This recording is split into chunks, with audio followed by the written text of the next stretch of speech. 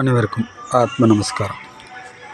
20 வருஷத்துக்கு முன்னால் கொடைக்கானலில் அந்த கொடைக்கானல் ஸ்டாப்புக்கு முந்தின ஒரு ஸ்டாப் இருக்குது. அந்த ஸ்டாப்போட பேரை மறந்துட்டேன். அங்கே ஒரு சிவாலயம், ஏதோ ராமநாதபுரத்தை சேர்ந்த ஒரு நபர், அவர் ஒரு ஹோட்டல் ஓனர்னு தகவல்.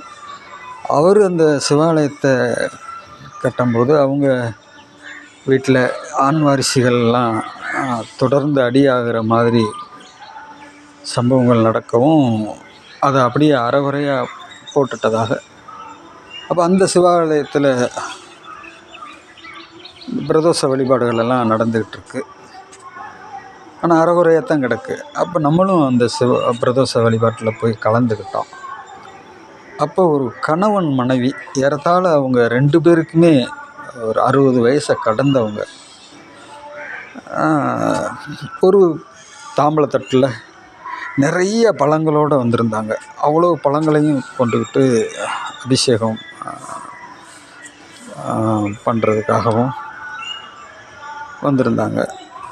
அப்போ அந்த டைமில் நல்லா அபிஷேகம்லாம் முடிஞ்சு தீவாரணை காட்டக்கூடிய ஒரு சூழலில் இருக்கும்போது அந்த பூஜை பண்ணக்கூடியவர் நார்மலான நபர் தான், ஐயர் கிடையாது. அப்போ வந்தவங்களை பார்த்தோன்னே அந்த கூட்டத்தில் ஒரு 25 நபர்கள் வரைக்கும் இருந்தோம். அத்தனை பேருமே அவங்கள வந்தோடனே அவங்க 2 பேரையும் பார்த்தோன்னே வச்ச கண்ணை மாறாமல் எல்லாரும் அந்த இறைவனை பார்த்துக்கிட்டு இருந்த அத்தனை பேரும் அந்த கணவன் மனைவி வந்தவங்களை பார்க்க ஆரம்பிச்சிட்டோம். நான் உள்பட அதுதான் நடந்தது. அவ்வளவு தேஜஸ், அப்படியே பல 2 பேரும் அவ்வளவு தேஜஸ். அப்படியே அந்த பழத்தட்டை தூக்கி அவங்க கையில் கொடுத்துட்டாங்க. அப்புறம் அவங்க தான் தீவரணை எல்லாம் காமிச்சு எல்லாம் பண்ணிவிட்டு இருக்கிறவங்களுக்கு பூரா அந்த பழத்தை கொடுத்துட்டு உடனே கிளம்பி போயிட்டாங்க. இதே மாதிரி இப்போ நேற்று முந்தா நாள் ஒரு சிவாலயத்துக்கு நம்ம போயிருந்தோம். போனோடனே அந்த பூஜை செய்யக்கூடியவர் எல்லாத்தையும் என் கையில் கொடுத்துட்டார். என்னைய பூஜை பண்ண சொல்லிட்டார். அப்புறம் நான் தீபம் காமிச்சு மணி அடித்து, தீபம் காமிச்சு மணி அடிக்க ஆரம்பித்தோடனே ஒரு நாய் சங்கு ஊத ஆரம்பிச்சிருச்சு. பக்கத்தில் ஒரு பையனும் சங்கு ஊதுனா, அங்கே இருந்த நாய், அந்த கோயிலுக்குள்ளே நாங்கள் நுழையும் போது எங்களை வரவேற்ற அந்த நாய் சங்கு ஊத ஆரம்பிச்சிருச்சு. ஒரு கட்டத்தில் ஃபேன் காற்று பட்டு தீபம் அமர்ந்துருச்சு. தீபம் அமர்ந்தோடனே என் கையில் நான் அடிச்சுக்கிட்டு இருந்த அந்த மணியும் நிப்பாட்டிட்டு மறுபடி அந்த தீபத்தை தீப்பெட்டியை தேடி எடுத்த பொருத்தி மறுபடியும் அடிக்க ஆரம்பித்தா. அந்த நாயும் அதே மாதிரியே நிப்பாட்டிட்டு மறுபடியும் ஸ்டார்ட் பண்ணுது. அது சங்கு ஊதுது. நம்ம நிப்பாட்டினோடனே அதுவும் நிப்பாட்டிருச்சு. எல்லாரும் அதை விசித்திரமாகவும் ஆச்சரியமாகவும் பார்த்தாங்க. அப்போ அந்த ஒரு ஈர்ப்பு தன்மை எங்கேருந்து உண்டாகுது? போனோடனே நம்ம கையில் ஒப்படைச்சிட்றாங்களே, அந்த ஈர்ப்பு தன்மை எங்கேருந்து உண்டாகுது?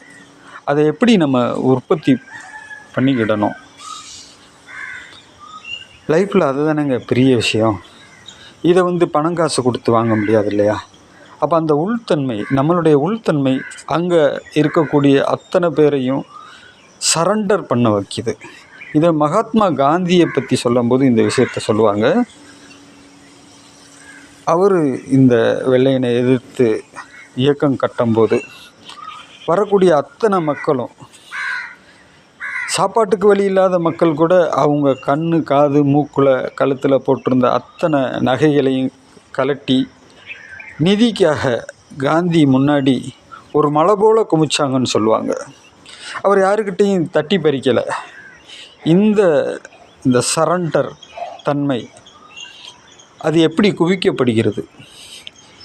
ஒவ்வொரு மனிதனும் அதை நோக்கித்தானே நம்ம பயணிக்கணும். அப்போ அவனுடைய உள்கட்டமைப்பு எப்படிப்பட்ட கட்டமைப்பாக இருக்குது, அவன் எதோட லிங்கில் இருப்பான் அப்படின்றது தான் ஒவ்வொரு மனிதனும் உற்று நோக்கி அதை உள்வாங்கி நாமளும் அந்த நிலைகளை அடைவதற்கான முயற்சிகளை மேற்கொள்வோமானால் நீ வேறு இறைவன் வேறு இல்லை அப்படின்ற ஒரு நிலை அங்கு உண்டாகக்கூடும். ஆத்ம நமஸ்காரம்.